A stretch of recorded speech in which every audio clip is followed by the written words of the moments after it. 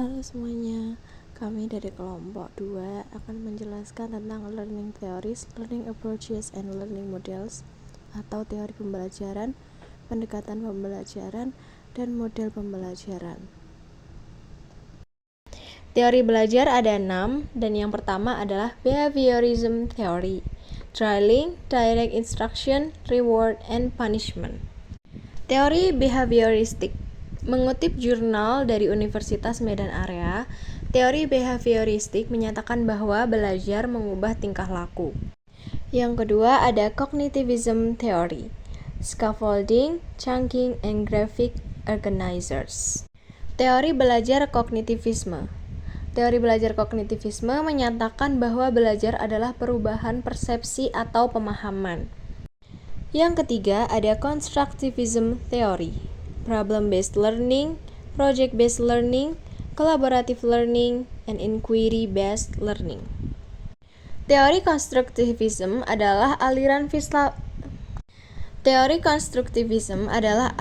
filsafat pengetahuan yang menekankan bahwa pengetahuan merupakan hasil konstruksi kita sendiri. Teori ini menyatakan bahwa pengetahuan adalah bentukan siswa yang belajar lewat interaksi dengan bahan atau pengalaman baru. Ilmu yang didapatkan tidak dapat ditransfer guru ke murid. Isi materi pelajaran ditentukan oleh murid sendiri. Teori belajar ini dihasilkan dari lingkungan sekitar dengan menggunakan panca indera seperti melihat, mendengar, menjamah, mencium, dan merasakan. Ataupun dengan pengetahuan sebelumnya seperti pengetahuan fisik, pengetahuan kognitif, ataupun pengetahuan mental. Strategi pembelajaran konstruktivisme adalah belajar aktif, belajar mandiri, belajar kooperatif, dan lain sebagainya.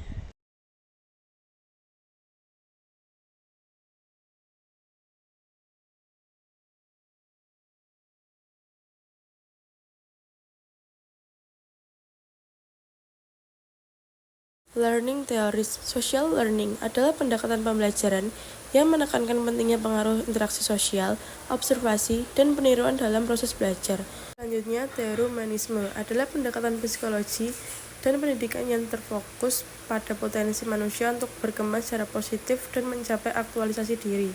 Selanjutnya, konektivisme adalah sebuah teori pembelajaran yang menekankan pentingnya koneksi atau hubungan antara informasi, sumber daya, dan individu dalam proses belajar. Selanjutnya ada pendekatan kontekstual, yaitu menekankan keterkaitan materi pembelajaran dengan kehidupan sehari-hari siswa. Selanjutnya ada pendekatan konstruktif, yaitu berfokus pada pengalaman dan interaksi sebagai dasar pembelajaran. Dan yang terakhir ada pendekatan deduktif, yaitu dimulai dengan pembelajaran konsep atau teori umum yang kemudian diterapkan pada contoh spesifik. Pendekatan selanjutnya yaitu pendekatan induktif. Pendekatan ini berfokus pada observasi dan menarik kesimpulan berdasarkan informasi yang dikumpulkan. Selanjutnya yaitu pendekatan saintifik. Pendekatan ini lebih sistematis dan terstruktur, melibatkan berbagai langkah untuk mendapatkan pengetahuan. Pendekatan sains, teknologi, dan masyarakat adalah inovasi pembelajaran yang bertujuan untuk membantu peserta didik memahami teori dan mengaplikasikannya dalam kehidupan sehari-hari. Pendekatan open-ended atau open-ended learning adalah model pembelajaran yang menyajikan permasalahan dengan lebih dari satu cara penyelesaian yang benar. Pendekatan realistik adalah pendekatan pembelajaran yang menggunakan masalah sehari-hari sebagai titik tolak untuk membentuk dan menerapkan konsep. Learning models, direct instruction adalah pendekatan pengajaran yang sangat terstruktur di mana guru mengajarkan materi secara eksplisit dan sistematis. Selanjutnya, problem-based learning adalah pendekatan pembelajaran yang berfokus pada penyelesaian masalah yang nyata sebagai cara untuk mengembangkan keterampilan berpikir kritis, pemecahan masalah, dan penerapan pengetahuan dalam konteks dunia nyata.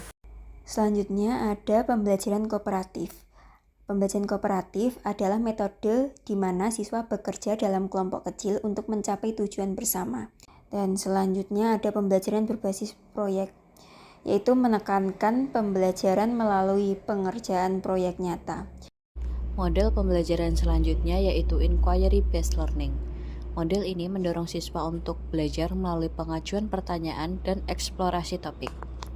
Lalu contextual learning. Model ini menghubungkan materi pelajaran dengan situasi kehidupan nyata. Selanjutnya ada flipped classroom atau model pembelajaran dengan cara terbalik, yaitu murid mempelajari materi di rumah lalu membahasnya di kelas. Active learning atau pembelajaran aktif, yaitu murid secara aktif mengikuti pembelajaran.